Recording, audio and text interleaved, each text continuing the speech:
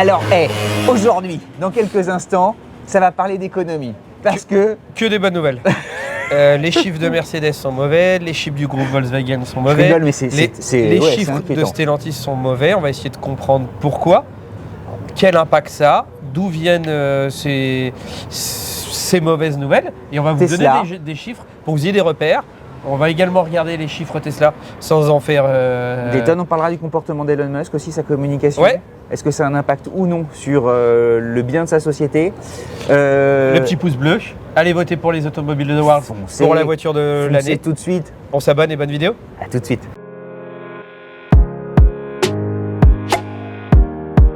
On va faire un gros point économique parce que c'est la fête en ce moment dans l'industrie. Les années vont être dures. Ouais, on entre dans une zone de turbulence forte avec, pour ceux qui aiment l'aérien, le poste de pilotage qui dit PNC à s'y attacher, turbulence forte. On va vous faire, on nous reproche parfois d'être chauvin, de regarder que les chiffres des constructeurs français.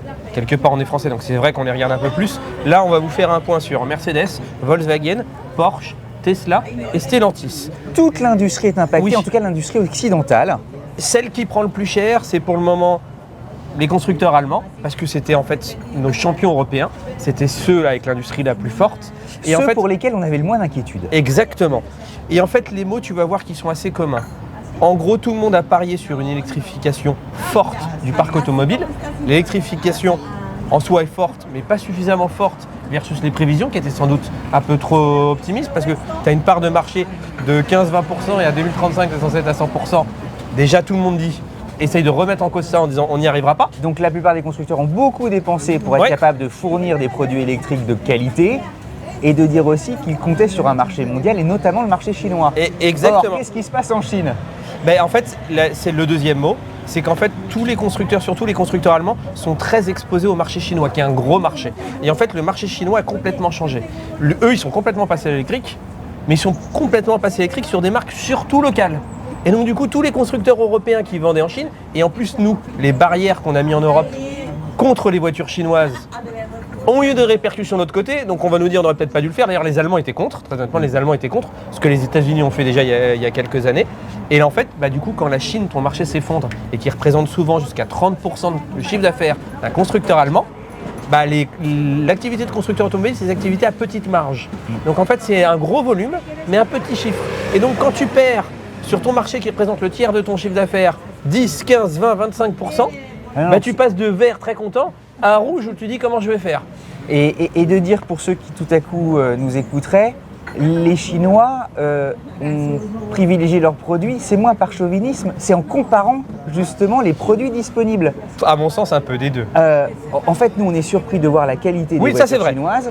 Et eux, se disent, c'est des consommateurs comme tout le monde, et se disent, ok, très bien les Allemands, mais les Allemands sont chers. Je pense qu'il y a aussi un peu de chauvinisme, mais oui, les Chinois sont moins chers. En fait, les analystes expliquent qu'eux sont ils vont vers les meilleurs produits. Donc c'est assez compliqué. On va regarder, et pour que vous ayez conscience aussi, c'est tous ces constructeurs qui n'ont pas forcément choisi. Nous, vous savez, sur la chaîne, on n'est ni pro, ni contre l'électrique. On fait de l'actualité. Donc on essaye de regarder tout. On a pris beaucoup de plaisir à essayer des voitures électriques. On prend beaucoup de plaisir à essayer des onctueux 6 cylindres BMW aussi. D'ailleurs, vous êtes tous le bienvenu le mardi à présenter vos voitures anciennes. Et là, on a une Mustang. Et là, vendredi, on aura une électrique. Une Mustang, c'était amusant, dont le propriétaire avait précédemment une Model 3. C'est très drôle.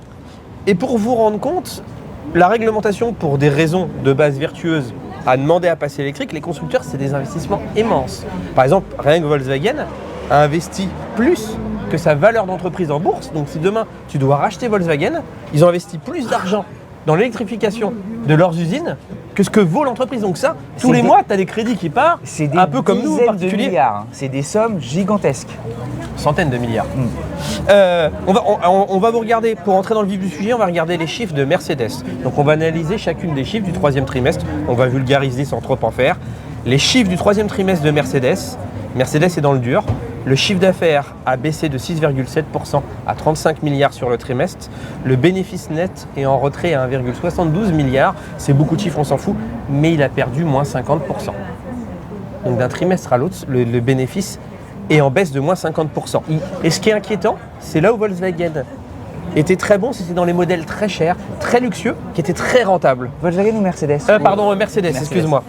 Et Mercedes, c'est la première fois que cette pan de luxe, qu'en fait la stratégie de Mercedes était de quitter un peu les classes A pour essayer de faire plus de classes S. On quitte les voitures à 30 000 $ et on va plus vers 70 000. Et ça qui était censé être un marché florissant est en train de se tasser et en baisse de 12%. C'était le marché chinois.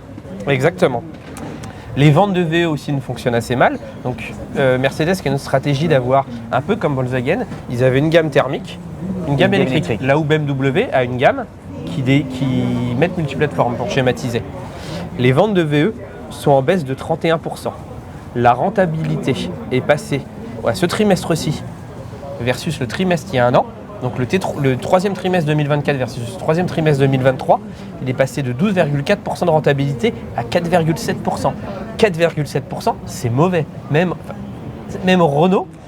Donnons un repère, la plupart des constructeurs espéraient viser 10%. Oui. Là, tu reviens à des chiffres qui inquiétaient il y a 10 ans en fait.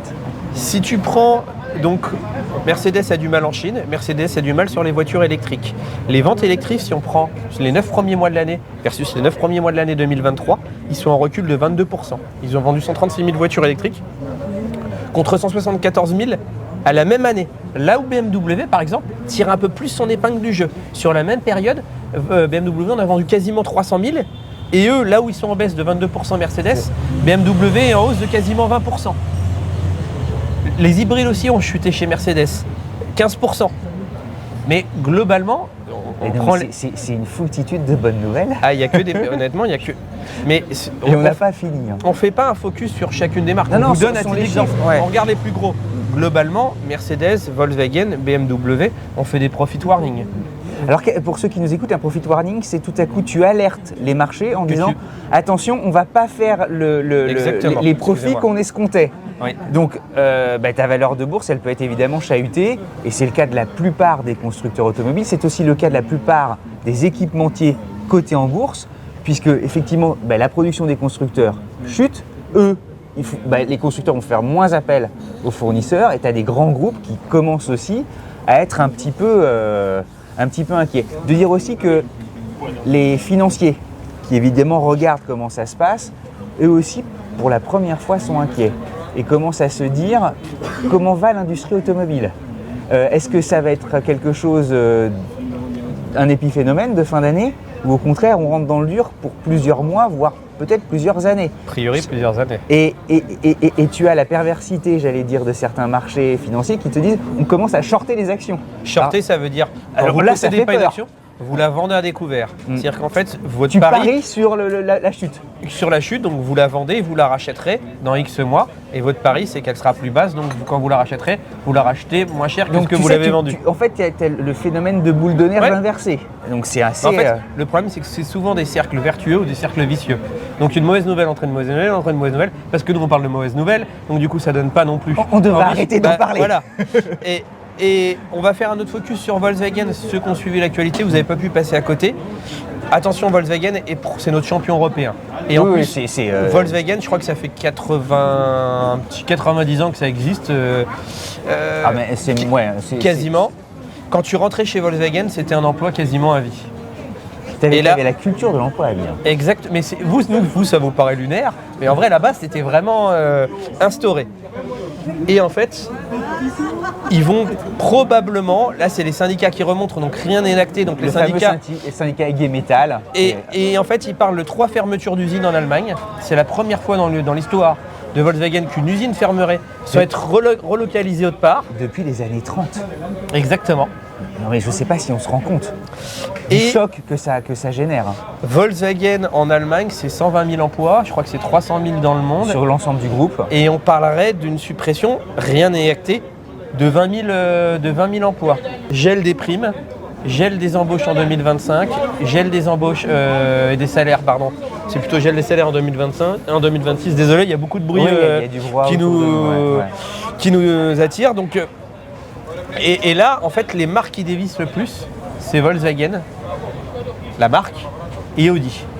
Cupra, Seat, Skoda sont plutôt en bonne forme. Et ce sont, j'allais dire, les mêmes enjeux qui produisent en fait les mêmes effets. Le marché chinois s'est coupé à eux. Oui.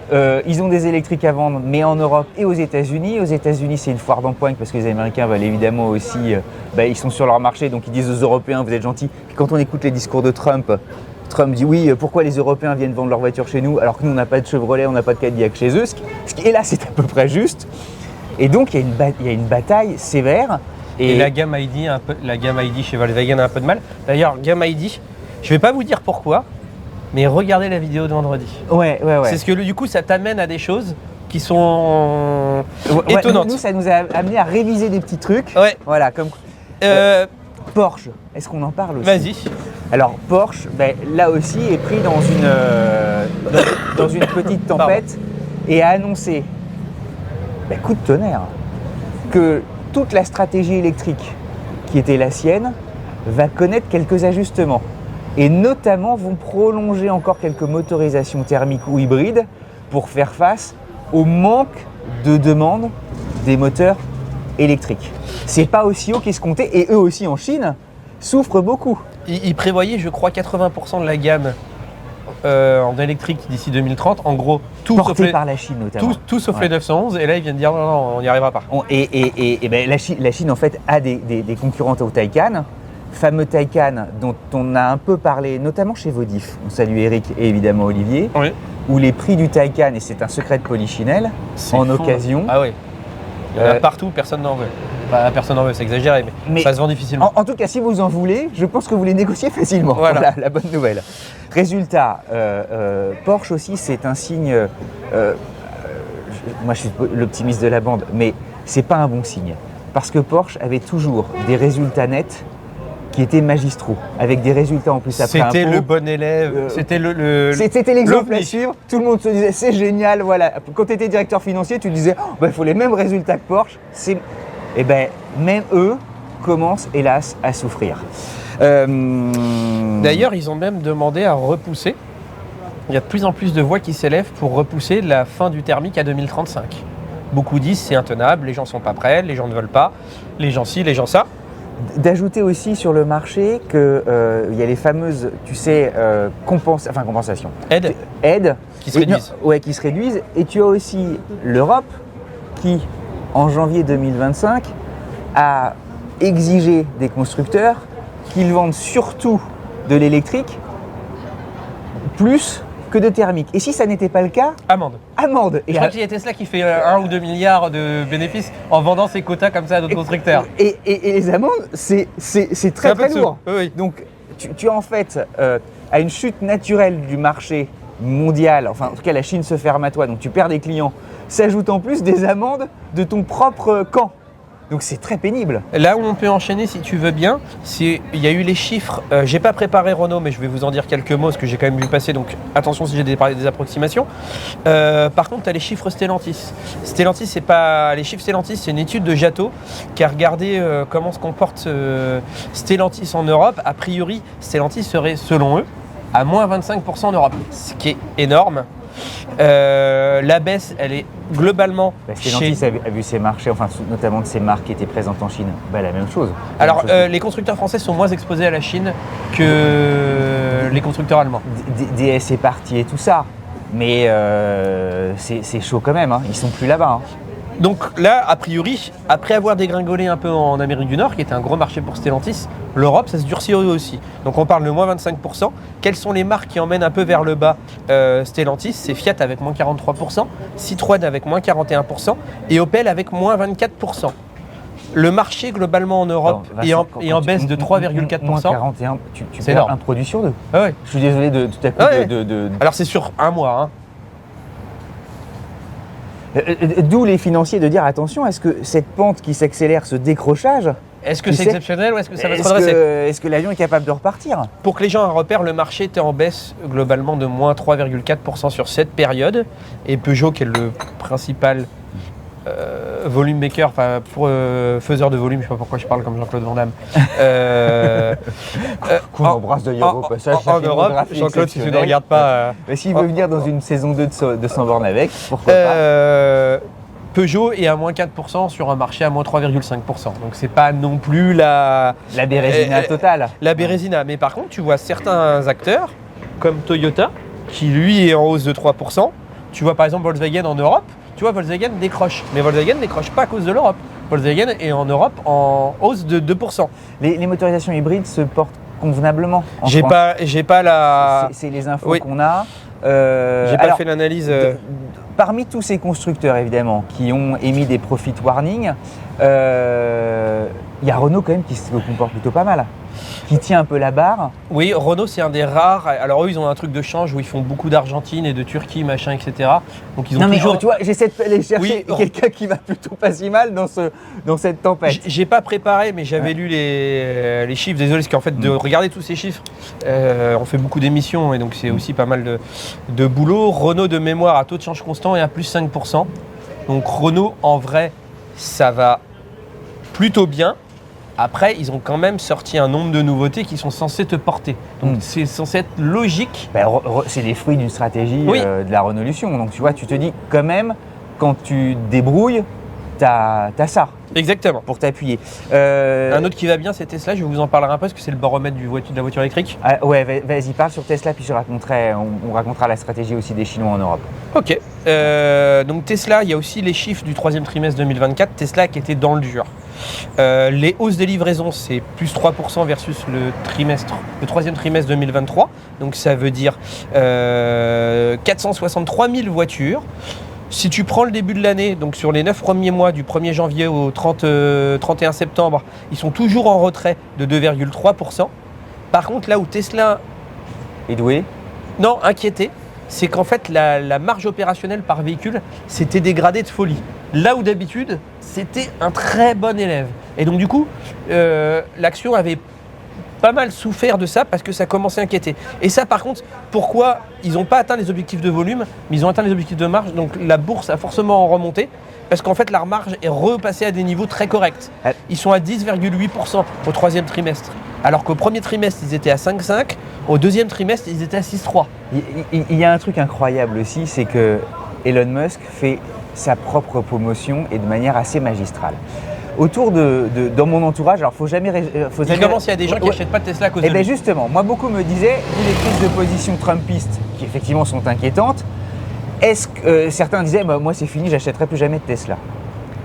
Je vous invite à lire un très bon papier ce week-end dans le Figaro, écrit par Sylvain Resser. Sylvain Resser, il est journaliste évidemment, journaliste au Figaro, membre du COTI, donc de l'élection de la voiture de l'année. On en parlait ensemble.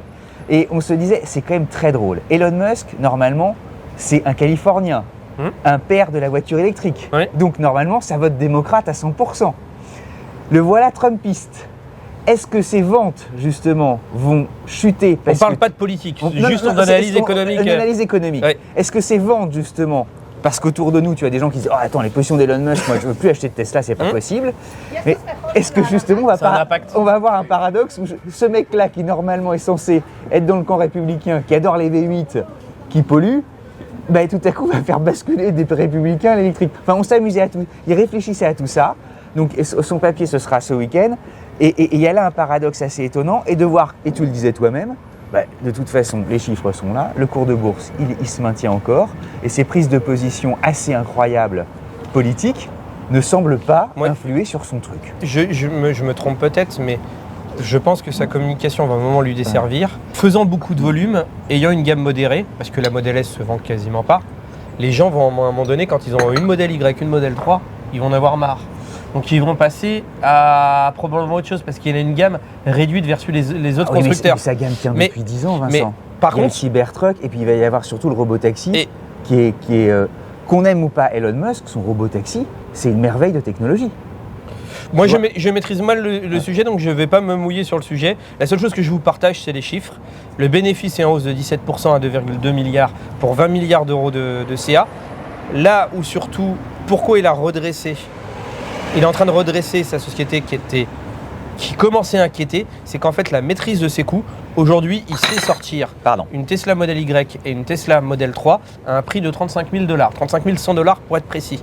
À taux de change constant, ça fait 32 500 €. Et là où à fin 2022, la même voiture lui coûtait 39 500 $.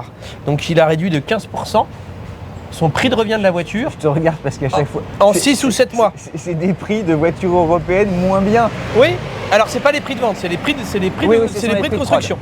Il y a aussi une chose qui n'était pas prévue, c'est il avait dit qu'il ne cherchait pas à faire de l'argent avec les superchargeurs. Donc les superchargeurs, il les a déployés un peu partout, mais à la base, il avait un parc de volume de voitures petit. Mais le parc de volume grandissant, Le volume de- ouais. bah en fait, les superchargeurs deviennent à devenir un business rentable. Donc ça, à nouveau, ça met de l'argent. On parlait aussi des quotas de CO2. Non, mais Comme lui n'en il aimait était pas, visionnaire. On peut il peut- l'aimer ou le détester. Le mec était incroyablement visionnaire. il fait quelques milliards d'euros sur... Moi, je repense en 2015, tous ceux qui le donnaient mort. Non, mais. C'est- Ah, le mec, c'est quand même brillant. Et à côté de ça, on n'évoque même pas SpaceX. Oui, Qui est- ouais, qui- ça c'est un autre truc. Nous on parle de Tesla. Non, mais Tesla c'est pas SpaceX. Pardon, mais de raisonner là-dessus, mais il faut combien de vies à un être humain normal pour avoir toutes les vies professionnelles d'Elon? Moi je n'ai ni admiration ni... Il y a des bah, choses qui me dérangent, il y a des choses que je trouve très très fortes, donc je suis assez neutre vis-à-vis d'Elon Musk. Mais tu prends clairement son parcours d'entrepreneur, PayPal, SpaceX, Tesla, ce qu'il a fait factuellement. Vincent, même en peu l'ont ingénierie, il est arrivé, il avait peu de connaissances en ingénierie. Il est allé voir les ingénieurs, il a dit 4S. 4S. Il a dit voilà, on va faire un lanceur réutilisable. Même la NASA ne savait pas faire. Lui, il avait moins de connaissances que nous, tu vois. Et le type, il a réussi et maintenant c'est nickel. Qu'est-ce qu'on a d'autre Lancia. Allons-y. Lancia va faire, quand t'aimes l'automobile, que tu aimes ou pas la nouvelle Lancia, chacun ses goûts, machin, je l'ai pas vu donc j'ai pas de... Par contre, quand une marque comme Lancia revient, c'est quand même un truc sympa. Donc là, il n'y a que des teasings, il n'y a rien à se mettre sous la dent. Tu as une nouvelle gamma qui va arriver. Est-ce que ce sera un SUV? Est-ce que ce sera une berline? Est-ce que ce sera un crossover? Ce sera probablement sur la plateforme Stella Medium. Medium, Ouais. qui est 100% électrique, qui t'apportera 700 km d'autonomie. C'est marrant, on a une 408 qui est ici. devant nous. Moi, je pense que ce sera probablement un crossover comme la 408. Mais ça fait plaisir de voir Lancia qui La guerre des qui 700 revient. km. Ouais, Ah. a priori avec la plateforme, ils la feront. Elle sera en plus fabriquée en Italie, donc en plus Stellantis, c'était un peu en bisbille avec l'Alfa Junior Milano, avec la saisie de tu sais, le Citroën Ami de chez Fiat Topolino, je crois. Et donc là, ça va peut-être rabibocher un peu tout le monde. un peu tout le monde. Et puis Lancia, moi qui est passé, je vous raconte ma vie, qui est passé mon été, quelques semaines dans les Pouilles, des Lancia Ypsilon. T'étais avec John Elkann. Tu nous le dis que maintenant. Il vous embrasse. Il vous embrasse, qui est le patron de... L'actionnaire. Oui. Ouais. Et en fait, des Lancia Ypsilon, elle a beau avoir je sais pas combien d'années, elle se vend toujours et tu vois que ça là-bas. En fait, c'est formidable d'avoir comme ça une voiture qui a presque une dizaine d'années, ouais. Ouais. C'est dingue. C'est dingue.